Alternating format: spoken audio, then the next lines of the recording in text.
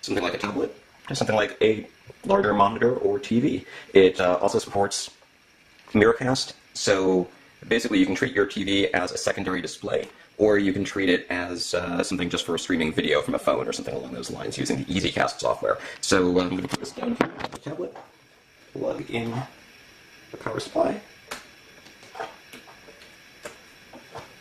and watch it come to life. Now, as it boots, let's take a quick look here. The included power supply actually has a Wi-Fi adapter, so you need to make sure you're using the included power supply, otherwise it will not come up online.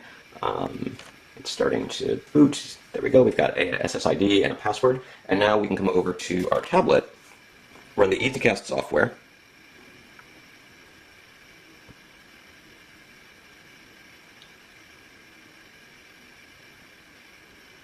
and when we switch over to Easy Mirror, as long as it's paired with the device, it should switch to this view, which says Easy Mirror. And now, let's go ahead and turn Easy Mirror on. Now it says it's connected to an internet AP and tells us that it wants us to connect our local device. So let's come in here, go to Settings, PC Settings, PC and Devices, Display, connect to a wireless display, and we should see the Transmart up here.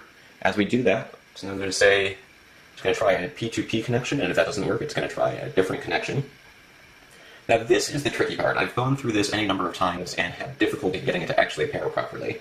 So right now we're getting a message saying it could not connect. So let's see what we can do about that. Let's go to Devices. Let's remove this device and try it again. Display, connect to a wireless display, add wireless display, and now it's going to search for devices.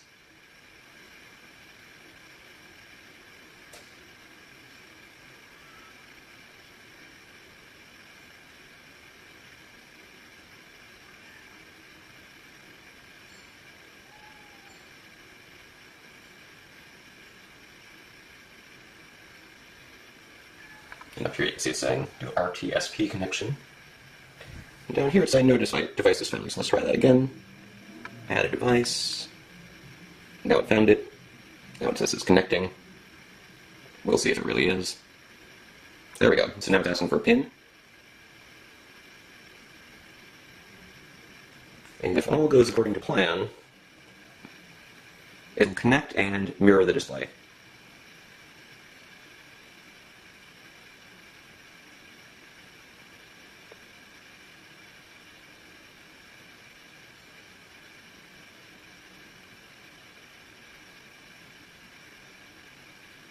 Sometimes things don't always go to plan. Let's try this again, add a device.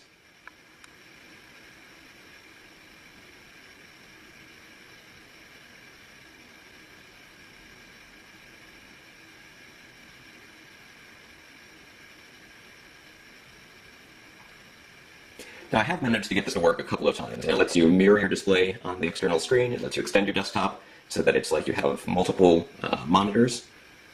But it does not always work, which can be a little bit tricky. So, of course, it worked right before I did this video, and I rebooted the tablet, I rebooted the system so that I could show you from scratch, and it doesn't want to work. Let's try going to, here again, connect wireless display.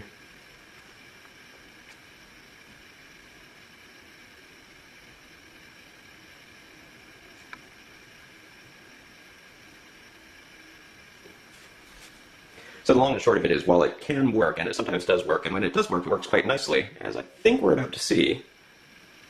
It can take a couple of minutes to set up and use. So at this point, you can see that we are mirroring our display. We've got dual desktops. We can go in here and adjust settings.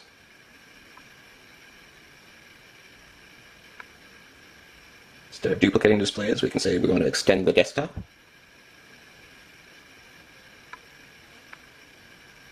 That lets us do things like this. It's a little tricky with a touchscreen, but if you plug in a mouse and keyboard, you can actually control what's going on a larger monitor. Let's go back to just mirroring the displays.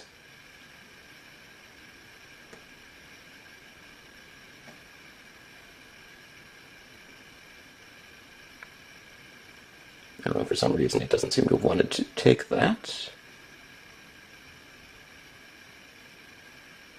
There we go. And let's try...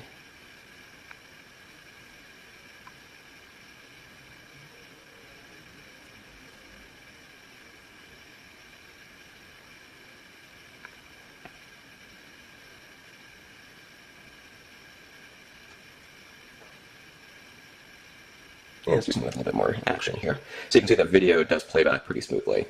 There's a slight bit of lag I've noticed between when you do something on the tablet screen and when it shows up on the larger screen, which can make using a mouse and keyboard a little tricky, but for the most part it's like plugging in something with a VGA or a HDMI cable.